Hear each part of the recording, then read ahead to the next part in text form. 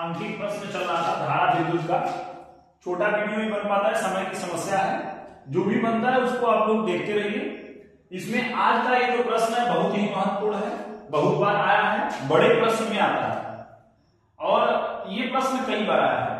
तो देखते हैं क्या है प्रश्न। इसमें बोला है कि 20 सेमी लंबे तार को खींचकर इसकी लंबाई में 25% की वृद्धि कर दी जाती है। 25% की वृद्धि कर दी जाती है नए तार के प्रतिरोध में प्रतिशत वृद्धि की गणना के लिए। मतलब कोई तार था पहले से ही, उसको खींच करके उसमें उसके लंबाई में वृद्धि कर दिया जाता है। पहले से 25% बढ़ा दिया जाता है, जितना भी पहले था उसमें 25% का वृद्धि हो जाता है। तो प्रतिरोध में प्रतिशत वृद्धि की गणना करना है। तो यहां पर हम मान लेते हैं कि माना तार का प्रारंभिक लंबाई जो है L1 है और खींचने के बाद लंबाई L2 है। अब इसके बाद जो है जस्ट बाद आप इसको लिख सकते हैं, इसके बाद जो है इन दो लाइन के बाद जो है यहां पर इसको लिख सकते हैं।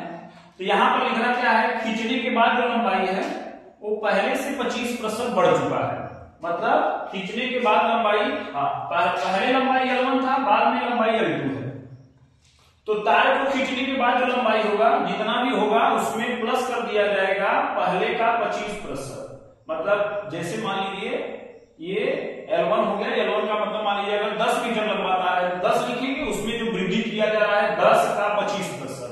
तो यहाँ पर कोई संख्या नहीं है, तो यहाँ पर हम मान लेते हैं कि भाई ये दिया है 20 सेमी, लेकिन अगर इसको हम यहाँ लिखेंगे तब भी चलेगा, नहीं लिखेंगे तब भी सवाल हल हो जाएगा। तो L1 लिखेंगे प्लस L1 का मतलब शुरू में जो पहले था L1 में 25% का वृद्धि किया गया। ये तो पहले का था, बढ़ाया गया है 25%, तो इसमें जोड़ दिया गया है। L1 ऐसे लिख दिया जाएगा, का मतलब गुणा लिखेंगे 25% का मतलब 25/100 हो जाएगा। काटेंगे यहाँ पर 25 से क्या 25 से 100 हो जाएगा। तो यहाँ पर इसका एलसीएम लेंगे तो हो जाएगा 4 क्या 4 L1 और L1, तो 4 L1 और L1 हो जाएगा 5 L1/4। अब क्या करेंगे, यहां से 4 को इधर ले देंगे, L2 इधर आ जाएगा, तो 4 इधर जाएगा और 5 इधर आ जाएगा, तो 4/5, 4 इधर जाएगा 5 नीचे, 4/5 हो जाएगा, ये नीचे चला आएगा, तो L1/L2 बराबर आ जाएगा 4/5। ये तो हुआ ये जो बोला था उसमें। हाँ, अगर इसको नहीं समझ में आता फिर से समझ लीजिए कि जो बाद में लंबाई है, पहले लंबाई जो था उसमें 25% वृद्धि करके प्राप्त किया जा रहा है। तो L1 पहले का लंबाई प्लस जो उसमें बढ़ाया गया है, वृद्धि किया गया है, जो पहले था उसमें 25%, इतना लिख दिया जाएगा। अब हमें ज्ञात करना है प्रतिरोध में प्रतिशत वृद्धि। तो इसका ये फार्मूला होता है, ये फार्मूला जो है प्रतिशत वृद्धि का है, R2 - R1 बटे में R1 गुणे में 100%। ये आपको याद करना पड़ेगा, ये याद करना नहीं है, ये नियम होता है। ये आपको याद करना होगा कि भाई प्रतिरोध में प्रतिशत वृद्धि R2 - R1 बटे R1 गुणे 100%। इसी को हल करना है, उत्तर आ जाएगा। अब यहां पर R1 को अलग अलग कर लेंगे, R2 बटे में R1 हो जाएगा माइनस R1 बटे में R1 हो जाएगा, R1 से R1 कट जाएगा, 1 हो जाएगा। इतने पर रोक देंगे, हम निकालेंगे R2 और R1। यहां पर R1 क्या है, R1 है पहले जब जो भी प्रारंभिक लंबाई था उसका प्रतिरोध। R2 क्या है, बाद में जब खींचा गया तो उसके बाद का प्रतिरोध है। तो यहां तक हो गया। इसके बाद हम अगर यहां से R2 बटे R1 अगर निकाल लेते हैं तो इसमें रख देंगे, उत्तर हो जाएगा। तो उसी का प्रयास है। तो यहां पर क्या किया गया है कि हमने पढ़ा है, इसके बाद पहले आप इन दो लाइनों में लिखेंगे, उसके बाद इसको लिखेंगे, फिर उसके बाद यहां पर ये तीसरा पॉइंट लिखेंगे। पहले इसको लिखेंगे और दूसरा पार्ट ये है, और उसके बाद तीसरा नंबर पार्ट ये है, पहला दूसरा तीसरा, ये वाला यहां पर है। जगह कम था इसलिए थोड़ा सा इधर उधर लिख दिया गया है। तो यहां पर हमने देखा है कि रो बराबर होता है RA बटे में L, या R बराबर निकालेंगे तो L इधर हो जाएगा, A नीचे चला आएगा, तो R बराबर हो जाएगा रो L/A, इतना हो जाएगा। अब R बराबर अगर पता है रो L/A, तो हमें निकालना है इस सवाल को हल करने के लिए, इस सवाल को हल करने के R2 बटे R1 पता होना चाहिए। तो R2 बटे R1 लिखेंगे, R2 की जगह पर स्थानापन्न लगाएंगे तो रो तो फिक्स होता है, 1 2 नहीं लगेगा, इसमें हो जाएगा R2 निकालना है तो L2 A2 हो जाएगा रो L2 बटे में A2। ऐसे नीचे R1 के लिए लिखेंगे रो L1 बटे में A1 हो जाएगा। इसी तरीके से ऊपर और नीचे से रो कट जाएगा और L2 बटे ऊपर का और ये नीचे वाला पलट जाएगा, नीचे वाला पलट करके यहां पर A1 ऊपर और L1 नीचे चला आएगा। इसको इधर कर देते हैं, इसको इधर हो जाएगा L2 बटे L1 गुणे A1 बटे A2।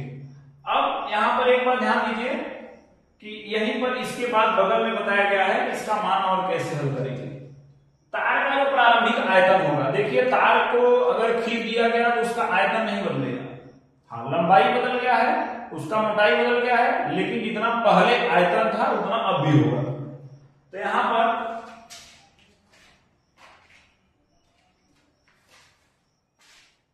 पर तार का जो प्रारंभिक आयतन था मतलब खींचने के पहले और तार का बाद में जो आयतन होगा वो बराबर होगा। ठीक है, ऐसे जैसे कक्षा 10 में पढ़ाया गया होगा कि किसी एक पदार्थ को पिघलाया जा रहा है, दूसरा बनाया जा रहा है, तो उसमें आयतन बराबर होता था। ऐसे ही तार का जो पहले का आयतन था और खींचने के बाद आयतन बराबर होगा। इसका आयतन हो जाएगा जो है आयतन का भाग हमने देखा क्षेत्रफल गुणे लंबाई, तो A1 L1 हो जाएगा और यहाँ पर A2 L2 हो जाएगा। ये L1 ऐसे रहेगा, L2 नीचे चला आएगा और ये इधर चला आएगा A2 बटे A1। L1 बटे L2 हमने यहां निकाला है, L1 बटे L2 4 बटे 5 है। यहां पे हम देंगे भाई L1 बटे L2 ये इसके बराबर है, कोई दिक्कत नहीं, इतना बराबर 4 बटे 5 हो जाएगा। इसका मतलब L1 बटे L2 भी 4 बटे 5 हो जाएगा और A2 बटे A1 भी 4 बटे 5 हो जाएगा।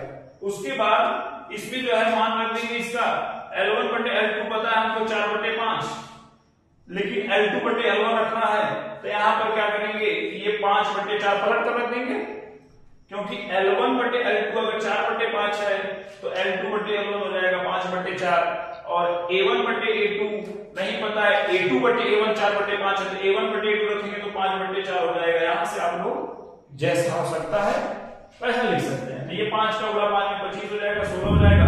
ये मिल गया आपको R2 बटे में R1, R2 बटे में R1 मिल गया। इसके बाद हम निकालेंगे प्रतिरोध में प्रतिशत वृद्धि, मतलब यही जो यहां तक किया गया था, ये शुरू में बताया गया कि भाई हमें आवश्यकता कौन से पॉइंट का है, मतलब क्या क्या हमें निकालना है जिससे हल हो पाए। तो R2 बटे R1 निकल गया 25 बटे 16, अब इसी में आगे रख देंगे, यही प्रक्रिया है लिखने का। तो R2 का मान रख देंगे यहाँ पर, R2 बटे R1 25 बटे 16 हो जाएगा और इसका एलसीएम निकाल लेंगे भाई, 16 इधर करेंगे तो 25 में से 16 माइनस हो जाएगा और उसके बाद 9 बटे 16 हो जाएगा। यहाँ पर इसको काटेंगे 4 से तो 4 चौक 16, ये 25 चौका 100 हो जाएगा और 25 में 200 बटे 4, इतना आंसर आ जाएगा। बहुत ही जरूरी सवाल है, बहुत बार पेपर में दिया है, इसको आप लोग नोट करिएगा। ये आप वीडियो को स्टॉप करके इसका स्क्रीनशॉट ले करके इसको लिखिए और नहीं समझ में आता है तो इसको फिर से समझा दिया जाएगा। पहले इसको लिखना है इन दो लाइन को, उसके बाद इसको लिखना है, फिर तीसरा नंबर ये वाला लिखना है हिस्सा, फिर ये जैसे है वैसे लिखेंगे। इतना लिखने के बाद बगल में इसको और ये नीचे लिखा जाएगा। फिर से हम समझ लेते हैं, थोड़ा बड़े प्रश्न में आता है कि कोई तार था जिसका लंबाई 20 सेमी दिया है, खींच करके उसमें 25% का वृद्धि कर दिया जाता है। नए तार में प्रतिशत जो है हमें प्रतिशत वृद्धि निकालना है प्रतिरोध का। तो क्या करेंगे भाई, बताया गया कि प्रारंभिक लंबाई मान लेंगे L1 और बाद का लंबाई खींचने के बाद L2, तो बोला गया है बाद में 25% का वृद्धि कर दिया जाता है। इसका मतलब L2 जो होगा वो L1 लिखेंगे प्लस L1 में 25% का वृद्धि, क्योंकि पहले वाले में वृद्धि किया जाता है L1 में। तो यहाँ पर ये इतना हो जाएगा और इतना निकालने के बाद जो है ये जो प्रश्न बोला था उतना लिखने के बाद, हाँ इसमें 30% भी बोल सकता है, 20% भी बोल सकता है, यहाँ जो 20 सेमी दिया है ये कुछ भी दे सकता है। प्रोसेस यही होगा। इसको आप लोग 2 से 3 बार लिखिए और कहीं अगर नहीं समझ में आ रहा तो उसको बताइए। हाँ, प्रतिरोध में प्रतिशत वृद्धि निकालना, ये फॉर्मूला याद रखना, R2 माइनस R1 बटे R1 होगा 100%। R1 को अलग अलग कर लेंगे, नीचे काट देंगे तो R2 बटे R1 यही निकालना है, इसके लिए फॉर्मूला बताया गया है। बाकी तो इसमें कुछ ऐसा पॉइंट नहीं है जो ना समझ में आए।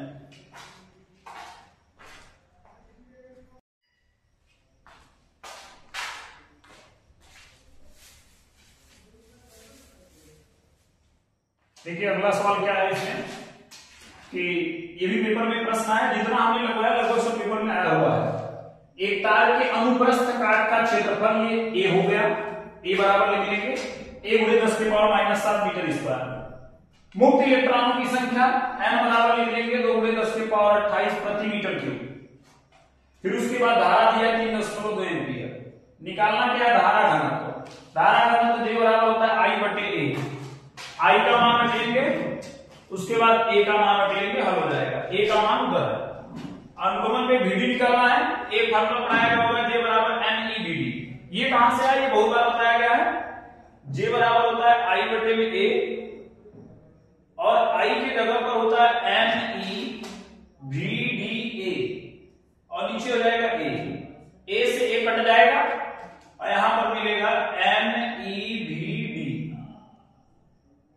तो J बराबर होता है NEVD, तो यहां से क्या करेंगे, BD निकालेंगे, तो N और E नीचे चला जाएगा, तो J बटे आ जाएगा NE। J का मान रख लेंगे, निकला है अभी 3.2 गुणे 10 के पावर 7 हो जाएगा। नीचे N बराबर दिया है 2 गुणे 10 के पावर 28 रख लेंगे, और E का मान 1.6 गुणे 10 के पावर -19, से सबको पता होता है।